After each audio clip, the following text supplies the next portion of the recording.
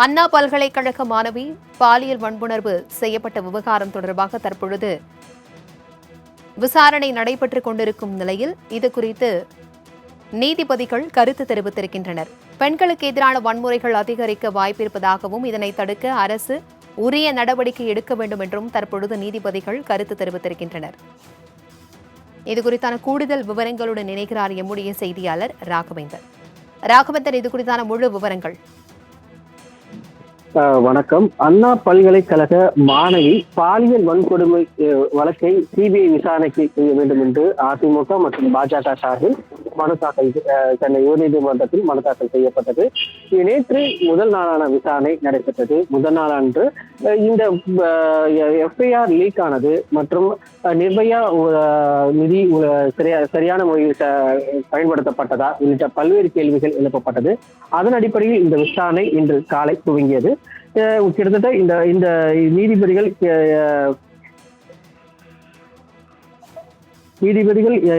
SM. Subramaniam, we. Lakshmi Narayanan அமர்வில் இந்த விசாரணை காலை 10:45 மணிக்கு தொடங்கியது. முதல் தகவலை வெளியிட்டது விவகாரத்தை பொறுத்தவரை சிசிடிஎன்எஸ் முறைப்படி முதல் தகவல் அறிக்கை பதிவேற்றம் செய்யப்பட்டதாக அரசு சார்பில் பல வாதங்கள் முன்வைக்கப்பட்டன. இந்த முதல் தகவல் அறிக்கை சீல் வைத்த உரையில் தான் தாக்கல் செய்யப்பட்டது. இதற்கு முன்பு எஃப்ஐஆர்கள் இதுபோன்று வெளியாகி உள்ளது என்று நீதிபதிகள் பல்வேறு கேள்விகள் எழுப்பப்பட்டன. தற்போது இந்த முதல் தகவல் அறிக்கை வெளியானது முற்றிலும் தொழில்நுட்ப தவறுதான் என்று தலைமை வழக்கறிஞர் சார்பில் வாதிடப்பட்டது. முதல் தகவல் வெளியிடப்பட்டது இது போன்ற மேலும் ஊடகங்கள் பொறுப்பை உணர்ந்து செயல்படவில்லை என்று தலைமை வழக்கறிஞர் சார்பாக வாதம் செய்யப்பட்டது. இதற்கு நீதிபதிகள் எதிர்ப்பு தெரிவித்தனர். ஊடகங்கள் தான் இதற்கு முக்கிய காரணம், ஊடகங்களை குறை கூற முடியாது என்று நீதிபதிகள் சார்பில் தெரிவிக்கப்பட்டது. சம்பவ நேரத்தில் குற்றவாளி கைபேசி ஏரோகளின் முறையில் தான் வைத்திருப்பதாக தெரிவித்தார். இதற்கு பின்புலம் யாரும் இல்லை என்று தலைமை வழக்கறிஞர் சார்பில் வாதிடப்பட்டது. எனினும் காவல்துறை ஆணையர் ஒருவர் தான் இதில் குற்றவாளி இருக்கிறார் என்று எப்படி கூற முடியும் என்று நீதிபதிகள் கேள்வி எழுப்பினர். இதனையடுத்து இந்த வாதம் விவாதித்த பின்பு அண்ணா பல்கலை சார்பில் விவாதமானது நடைபெற்றது. அதில் இந்த துரதிருஷ்டமான இந்த சம்பவத்தில் மாணவி பக்கம்தான் நாங்கள் பல்கலைக்கழகம் இருக்கிறது என்று தெரிவித்தனர். 189 ஏக்கர் அளவில் இருக்கக்கூடிய இந்த அண்ணா பல்கலைக்கழகத்தில் கிட்டத்தட்ட 988 கேமராக்கள் இருக்கின்றன. 849 கேமராக்கள் செயல்பட்டு வருகிறது. மீதமுள்ள கேமராக்கள் செயல்படவில்லை என்று தெரிவிக்கப்பட்டது. இதற்கு குழு அமைத்து தற்போது இந்த குழு அமைத்து இந்த விசாரணை நடத்தப்படுவதாக தெரிவிக்கப்பட்டது. இதற்கு பின்பு குழு அமைத்து என்ன பயன் என்று நீதிபதிகள் கேள்வி எழுப்பினர். பாதிக்கப்பட்ட மாணவி தரப்பில் தற்போது படிப்பை தொடர்வார் என்றும் போலீசார் விசாரணைக்கு அண்ணா பல்கலைக்கழக முழு ஒத்துழைப்பு வழங்கும் என்றும் தெரிவிக்கப்பட்டது. ஊடகங்களால் தான் இது போன்ற சம்பவங்கள் வெளிச்சத்துக்கு வந்தன என்று ஊடகங்களால் தான் இது போன்ற சம்பவம் வெளிச்சத்துக்கு வந்தது என்று நீதிபதிகள் சார்பில் தெரிவிக்கப்பட்டது. மாணவர்கள், பெற்றோர்கள் கவுன்சிலிங் வழங்க நடவடிக்கை எடுக்கப்பட்டிருப்பதாக அண்ணா பல்கலைக்கழகம் சார்பில் தெரிவிக்கப்பட்டாலும் ஊடகங்களுக்கு எதிராக எதுவும் கூறவில்லை. விசாரணை குறித்து தவறான தகவல் ஊடகங்களுக்கு கூறுவதை தடுக்க வேண்டும் என்று அண்ணா பல்கலை தரப்பு தெரிவிக்கப்பட்டது. மனுதாரர் தரப்பு வழக்கறிஞர் ஜெயபிரகாஷ் இதனை அடுத்து வாதிட்டார். முதல் தகவல் அறிக்கையின் குற்றவாளி அடையாளத்தை வெளியிடக்கூடாது, ஆனால் குற்றம் சாட்டப்பட்ட புகைப்படத்தை வெளியிட்டிருக்கப்பட்டது. கல்வி நிறுவனங்களின் பாதுகாப்பு நிர்பயா நிதி பயன்படுத்தப்பட்டதா என்ற கேள்விக்கு எவ்வளவு ஒதுக்கப்பட்டது, செலவு செய்யப்பட்டதா என்ற விவரங்கள் தெரிவிக்கப்படும் என்று அரசு தலைமை வழக்கறிஞர் சார்பில் தெரிவிக்கப்பட்டது. மனுதாரர் கிட்டத்தட்ட அண்ணா இரு வழக்குகள் விசாரணையும் கண்காணிக்க சிறப்பு புலனாய்வு குழு அமைக்க முடிவு செய்துள்ளோம். அண்ணா நகர் வழக்கில் உச்ச நீதிமன்றத்தில் உத்தரவின் அடிப்படையில் நியமிக்கப்பட்ட 3 அதிகாரிகள் யார் யார் என்பதை தெரிவிங்கள் என்று நீதிபதிகள் கேட்டனர். விசாரணை சிறிது நேரம் தள்ளி வைக்கப்பட்ட பின்பு சிறிது நேரம் இடைவெளிக்கு பிறகு வழக்கின் விசாரணை மீண்டும் தொடங்கியது. ஐபிஎஸ் அதிகாரிகள் குழுவில் இடம்பெற வேண்டும் என நீதிபதிகள் கேட்டுக்கொண்டனர். முதல் தகவல் வெளியான சம்பவம் தொடர்பான விசாரணை நடத்த சிறப்பு புலனாய்வு குழுவை அமைத்து அமைக்க வேண்டும் என்றும் நீதிபதிகள் உத்தரவு வாசித்தனர்.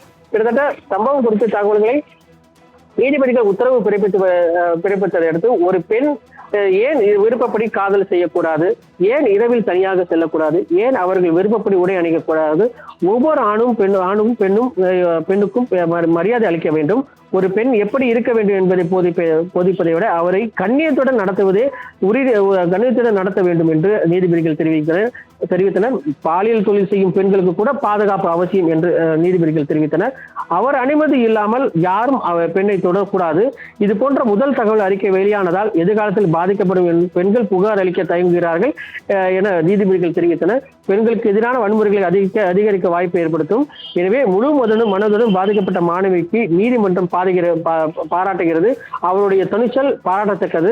இந்த எஃப்ஐஆர் முதல் தகவல் வெளியானது குடும்பத்தாருக்கு மற்றும் மாணவிக்கு மன உளைச்சலுக்கு ஆளாயிருக்கின்றனர். இப்படி தகவல் லீக்கானால் குற்ற சம்பவத்தை எதிர்த்து காவல்துறை நாடுவது சிக்கல் ஏற்படும், விசாரணையில் பாதிப்பை ஏற்படுத்தும் என்று நீதிபதிகள் தெரிவித்தனர். பாதிக்கப்பட்ட மாணவி படிப்பை தொடர தேவையான உதவிகளை வழங்க வேண்டும், அது மட்டுமல்லாமல் கட்டணம் வசூலிக்க கூடாது என்று உயர்நீதிமன்றம் உத்தரவு பிறப்பித்தது. செய்தியை வெளியிடும் போது சம்பந்தப்பட்ட சட்ட விதிகள் உணர்ந்து பொறுப்புடன் பிரஸ் மற்றும் ஊடகங்கள் செயல்பட வேண்டும் என்று நீதிபதிகள் தங்களது கருத்தை தெரிவித்துக் கொண்டனர். விசாரணை ஆரம்ப கட்டத்தில் இருந்த போது காவல் ஆணையர் ஒருவர் மட்டுமே குற்றவாளி என தெரிவிப்பது விசாரணை பாதிப்படை செய்யும். முதல் தகவல் அறிக்கையில் பயன்படுத்தப்பட்ட மொழி அதிர்ச்சி அளிக்கிறது. மேலும் பாதிக்கப்பட்டவர் குற்றச்சாட்டும் வகையில் இருக்கிறது. எஃப்ஐஆர் வார்த்தைகளை பயன்படுத்தும் போது மிக கவனமாக செயல்பட வேண்டும் என்று நீதிபதிகள் கேட்டுக்கொண்டனர். அதிக அளவில் மாணவிகள் படிக்கும் பல்கலைக்கழக வளாகத்தில் வெளிநபர்கள் சுதந்திரமாக வந்து போவதை தடுக்க வேண்டும். விசாரணை ஆரம்ப கட்டத்தில் உள்ள நிலையில் அரசு அனுமதியின்றி செய்தியாளர்கள் சந்திப்பை நடத்தி முக்கிய தகவலை பகிர்ந்து குறித்தது காவல் ஆணையருக்கு எதிராக சட்டப்படி நடவடிக்கை எடுக்க வேண்டும் என்று உயர்நீதிமன்றம் தெரிவித்திருக்கிறது. பெண் ஐபிஎஸ் அதிகாரிகள் அடங்கிய சிறப்பு குழு அமைத்து உத்தரவு பிறப்பித்திருக்கிறது. அரசு இதற்கு ஒப்புதல் அளித்துள்ளது. அரசு அண்ணா நகர் துணை ஆணையர் சினேகப்பிரியா, ஆவடி துணை ஆணையர் ஜமால், சேலம் துணை ஆணையர் பிருந்தா ஆகியோர் அடங்கிய சிறப்பு புலனாய்வு குழு நியமிக்கப்பட்டிருக்கிறது. பாதிக்கப்பட்ட மாணவிக்கு 20 லட்சம் இழப்பீடு வழங்க வேண்டும் என்று உத்தரவும் பிறப்பித்திருக்கிறது. பாதிக்கப்பட்ட மாணவிக்கு பாதுகாப்பு வழங்க கோரி டிஜிபிக்கு உத்தரவு இந்த நீதிமன்றம் உத்தரவு பிறப்பித்திருக்கிறது. முதல் தகவலில் வெளியிட்டதால் இழப்பீடு வழங்க உத்தரவு மற்றும் கல்வி கட்டணம், தேர்வு கட்டணம் உள்ளிட்ட எந்த கட்டணம் வசூலிக்காமல் மாணவி படிப்பை தொடர்ந்து முடிக்க அனுமதிக்க வேண்டும் என்ற பல்வேறு சிறப்பு வாய்ந்த உத்தரவை தற்போது இந்த அமர்வு பிறப்பித்திருக்கிறது. ஒரு மாணவிக்கு அநீதி இழைக்கப்பட்ட நிலையில் தற்போது நீதிமன்றம் விசாரணைக்கு எடுத்துக்கொண்டு அந்த மாணவிக்கு முழு பக்கமாக, இந்த மாணவி மட்டுமல்ல ஒட்டுமொத்த பெண்ணினத்துக்கே தற்போது நீதிமன்றம் துணை நின்றது போய் இன்றைய தீர்ப்பு அளிக்கப்பட்டிருக்கிறது. இந்த மாணவிக்கு முழு ஒத்துழைப்பு அளிக்க வேண்டும், முழு பாதுகாப்பு அளிக்க வேண்டும் என்று தற்போது நீதிபதிகள் உத்தரவிட்டிருக்கின்றனர். இது ஒரு வரலாற்று சிறப்புமிக்க ஒரு தீர்ப்பாக பார்க்கப்படுகிறது.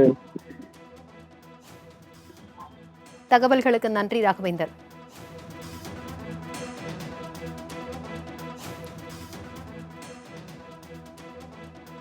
பாதிக்கப்பட்ட மாணவிக்கு பாதுகாப்பு வழங்க டிஜிபிக்கு நீதிபதிகள் தற்பொழுது உத்தரவு பிறப்பித்திருக்கின்றனர். மேலும் இது குறித்தான அதிருப்தி தெரிவித்துள்ள நீதிபதிகள் பெண் ஐபிஎஸ் அதிகாரிகள் இந்த விசாரணையில் இடம்பெற வேண்டும் என்றும் அண்ணா பல்கலைக்கழக பாதுகாப்பை மேம்படுத்த நடவடிக்கை எடுக்க பல்கலைக்கழகத்திற்கு தற்பொழுது நீதிபதிகள் உத்தரவு பிறப்பித்திருக்கின்றனர். காவல் ஆணையருக்கு எதிராக சட்டப்படி நடவடிக்கை எடுக்க வேண்டும் என்றும் அவர் கூறியிருக்கிறார். மேலும் இது குறித்தான புலனாய்வு குழு ஒன்று அமைத்து விசாரணை தொடங்க வேண்டும் என்றும் நீதிபதிகள் உத்தரவு பிறப்பித்திருக்கின்றனர். விசாரணை ஆரம்ப கட்டத்தில் இருந்தபோதே அரசு அனுமதியின்றி செய்தியாளர் சந்திப்பு நடத்தியதற்கு தற்பொழுது இந்த விசாரணையில் ஈடுபட்டுள்ள நீதிபதிகள் அதிருப்தி தெரிவித்திருக்கின்றனர். மேலும் பாதிக்கப்பட்ட மாணவிக்கு 25 லட்சம் ரூபாய் இழப்பீடு வழங்க வேண்டும் என்று உயர்நீதிமன்ற நீதிபதிகள் தற்பொழுது உத்தரவு பிறப்பித்திருக்கின்றனர். இதுகுறித்தான கூடுதல் விவரங்களுடன் இணைகிறார் எம்முடைய செய்தியாளர் கிருஷ்ணமூர்த்தி. வணக்கம் கிருஷ்ணமூர்த்தி, இந்த வழக்கு விசாரணை தொடர்பாக நீதிபதிகள் அதிருப்தி தெரிவித்திருக்கிறார்கள். இது குறித்தான முழு விவரங்கள். வணக்கம். அண்ணா பல்கலைக்கழக மாணவி பாலியல் வன்கொடுமை வழக்கை சிபிஐ விசாரணை கோரிய மனுக்களானது நீதிபதிகள் எஸ்.எம். சுப்பிரமணியம் மற்றும் நீதிபதி லட்சுமி நாராயணன் அமர்வில் இன்று விசாரணைக்காக எடுத்துக் கொள்ளப்பட்டது. அப்போது முதல் தகவல் அறிக்கை வெளியிட்டது ஞானசேகர் மட்டுமே குற்றவாளி என காவல் ஆணையர் கூறியது குறித்து விளக்கம் அளிக்க அரசுக்கு உயர்நீதிமன்றமும் உத்தரவிட்டிருந்தது. இதில் முதல் தகவல் அறிக்கை வெளியிடப்பட்ட விவகாரத்தை பொறுத்தவரை சிசிடிவி என்எஸ் முறைப்படிதான் முதல் தகவல் அறிக்கை பதிவேற்றம் செய்யப்படும் என்றும் பெண்கள், குழந்தைகள் சம்பந்தப்பட்ட குற்றங்கள் தொடர்பான வழக்கு அந்த விவரங்களை கம்ப்யூட்டர் தடுத்துவிடும் என்றும் கோட்டூர்புரம் போலீசார் முதல் தகவல் அறிக்கை தயாரித்த பின் அது இணையத்தில் பதிவாகிவிட்டதாக பின் அது முடக்கப்பட்டதாகவும் அந்த விவரங்கள் சிலர் எடுத்துள்ளதாக உள்துறை செயலர் தரப்பில் ஆஜரான தலைமை வழக்கறிஞர் நீதிமன்றத்தில் தெரிவித்திருந்தார். மேலும் விசாரணை குறித்த அறிக்கை சீல் வைத்த உரையில் தாக்கல் செய்யப்பட்டிருக்கிறது. பின்னர் இந்த வழக்கில் எதிர்மனதாரர்கள் தரப்பிலும் சரி, உள்துறை செயலர் தரப்பு, தமிழக அரசு தரப்பு, காவல்துறை தரப்பு என அனைவர் தரப்பு வாதங்களும் முழுமையாக நிறைவடைந்த பிறகாக இந்த வழக்கில் நீதிபதிகள் விரிவான ஒரு உத்தரவை பிறப்பித்திருக்கிறார்கள். குறிப்பாக அண்ணா பல்கலைக்கழகம் தரப்பில் ஆஜரான வழக்கறிஞர் தெரிவித்த போது 988 கேமராக்கள் இந்த அண்ணா பல்கலைக்கழகத்தில் உள்ளதாகவும் 849 அதை செயல்படுவதாகவும் மற்றவைதான் செயல்படவில்லை என்றும் மாதந்தோறும் அந்த கேமராக்கள் செயல்படுகிறதா என்று பரிசோதனை செய்யப்படுவதாகவும் அவர் தரப்பில் விளக்கம் அளிக்கப்பட்டிருக்கிறது. போலீஸ் விசாரணைக்கு அண்ணா பல்கலைக்கழக ஒத்துழைப்பு வழங்குவதாகவும் பாதிக்கப்பட்ட மாணவி அண்ணா பல்கலைக்கழக தான் படிப்பை தொடர்வார் எனவும் அண்ணா பல்கலைக்கழக தரப்பில் உத்தரவாதமானது அளிக்கப்பட்டிருக்கிறது. மேலும் மாணவர்கள் பெற்றோருக்கு கவுன்சிலிங் வழங்க நடவடிக்கை எடுக்கப்பட்டுள்ளதாகவும் அண்ணா பல்கலைக்கழக தரப்பில் தெரிவிக்கப்பட்டிருக்கிறது. இந்த வழக்கை பொறுத்தவரை தலைமை வழக்கறிஞர் குற்றச்சாட்டப்பட்டவர் திமுக நிர்வாகி அல்ல என்று நேற்று தினம் கூறியிருந்தார். அவருக்கு எதிராக 20 வழக்குகள் உள்ளதாகவும் அதில் பல 2010 முதல் 2018 ஆண்டுகளில் பதியப்பட்டவை என்றும் கூறியிருக்கிறார்கள். குற்றம் சாட்டப்பட்டவரை கண்காணித்து குற்றத்தை தடுக்க காவல்துறை தவறிவிட்டதாக மனுதாரர் தரப்பில் குற்றச்சாட்டானது வைக்கப்பட்டிருந்தது. பிறகு இந்த வழக்கில் விசாரணை குழு ஒன்று அமைக்க உத்தரவிட்ட நீதிபதிகள் பெண் IPS அதிகாரி குழுவில் இடம்பெற வேண்டும் என்றும் நீதிபதிகள் உத்தரவாதம் அளித்திருந்தார்கள். அதன்படி முதல் தகவல் வெளியான சம்பவம் தொடர்பாக விசாரணை நடத்த சிறப்பு குழுவை அமைத்து தற்போது உயர்நீதிமன்றம் உத்தரவிட்டிருக்கிறது. தற்போது நீதிபதிகள் கூறிய உத்தரவில் சம்பவம் குறித்த தகவல்களை பதிவு செய்து நீதிபதிகள் இந்த உத்தரவை பிறப்பித்திருக்கிறார்கள். குறிப்பாக மாணவியின் அடையாளத்தை FIR-இல் குறிப்பிட்டது சட்டப்படி தவறு என்றும் பாதிக்கப்பட்ட மாணவியின் கண்ணியம் இதில் காக்கப்படவில்லை என்று நீதிபதிகள் வேதனை தெரிவித்திருக்கிறார்கள். ஒரு பெண் ஏன் தன் விருப்பப்படி காதல் செய்யக்கூடாது, ஏன் இரவில் தனியாக செல்லக்கூடாது, ஏன் அவர்கள் விருப்பப்படி உடை அணியக்கூடாது என்று பல்வேறு கேள்விகளை நீதிபதிகள் எழுப்பியிருக்கிறார்கள். ஒவ்வொரு ஆணும் பெண்ணுக்கு எப்படி மரியாதை அளிக்க வேண்டும் என்பதை கற்றுக்கொள்ள வேண்டும் எனவும் நீதிபதிகள் தங்களது உத்தரவில் தெரிவித்திருக்கிறார்கள். ஒரு பெண் எப்படி இருக்க வேண்டும் என போதிப்பதை விட அவரை கண்ணியத்துடன் நடத்துவதை உறுதிப்படுத்த வேண்டும் என்றும் நீதிபதிகள் தெரிவித்திருக்கிறார்கள். நீதிபதிகள் நியமித்த இந்த குழுவில் பெண் IPS அதிகாரிகள் அடங்கிய இந்த சிறப்பு குழுவானது அமைக்க உத்தரவிடப்பட்டிருக்கிறது. அதில் அரசும் இதற்கு ஒப்புதல் அளித்திருக்கிறது. அண்ணா நகர் துணை ஆணையர் ஸ்னேகப்பிரியா மற்றும் ஆவடி துணை ஆணையர் ஐமான் ஜமால் உள்ளிட்ட சேலம் துணை ஆணையர் பிருந்தா ஆகியோர் இந்த சிறப்பு புலனாய்வு குழுவில் நியமனம் செய்யப்பட்டிருக்கிறார்கள். குறிப்பாக பாதிக்கப்பட்ட மாணவிக்கு சுமார் 25 லட்சம் ரூபாய் இழப்பீடு வழங்க வேண்டும் எனவும் நீதிபதிகள் தெரிவித்திருக்கிறார்கள். விசாரணை ஆரம்ப கட்டத்தில் உள்ள நிலையில் அரசு அனுமதியின்றி செய்தியாளர் சந்திப்பை நடத்தி முக்கிய தகவல்களை பகிர்ந்ததற்கு குறித்து காவல் ஆணையருக்கு எதிராகவும் சட்டப்படி நடவடிக்கை எடுக்க வேண்டும் எனவும் நீதிபதிகள் தங்களது உத்தரவில் தெரிவித்திருக்கிறார்கள். குறிப்பாக முதல் தகவல் அறிக்கை வெளியிட்டதால் இந்த இழப்பீடு வழங்க வேண்டும் என்று தமிழக அரசுக்கும் நீதிபதிகள் வலியுறுத்தியிருக்கிறார்கள். கல்வி கட்டணம், தேர்வு கட்டணம் உள்ளிட்ட எந்த ஒரு கட்டணமும் வசூலிக்காமல் மாணவி தனது படிப்பை தொடர்ந்து முடிக்க அனுமதிக்க வேண்டும் என்று நீதிபதிகள் வலியுறுத்தியிருக்கிறார்கள். அண்ணா பல்கலை பாதுகாப்பை மேம்படுத்த நடவடிக்கை எடுக்க வேண்டும் எனவும் அண்ணா பல்கலைக்கழக தரப்புக்கும் நீதிபதிகள் தங்களது உத்தரவை தெரிவித்திருக்கிறார்கள். சிறப்பு புலனாய்வு குழுவுக்கு காவல்துறை முழு ஒத்துழைப்பு வழங்க வேண்டும் எனவும் நீதிபதிகள் தெரிவித்திருக்கிறார்கள். எதிர்காலத்தில் இது போன்ற முதல் தகவல் அறிக்கை வெளியாவதை தடுக்க வேண்டும் என கூறிய நீதிபதிகள் இந்த இழப்பீடு தொகை 25 லட்சம் இழப்பீடு இந்த குற்றத்தில் சம்பந்தப்பட்ட நபர்களிடம் காவல்துறை அதிகாரிகள் உட்பட யாரார்கள் இந்த குற்றத்தில் ஈடுபட்டிருக்கிறார்களோ அவர்களிடம் இருந்து வசூலித்துக் கொள்ளலாம் எனவும் நீதிபதிகள் தங்கள் உத்தரவில் தெரிவித்து இந்த வழக்கை முடித்து வைத்தும் உத்தரவிட்டிருக்கிறார்கள். பிரபாவதி. தகவல்களுக்கு நன்றி கிருஷ்ணமூர்த்தி.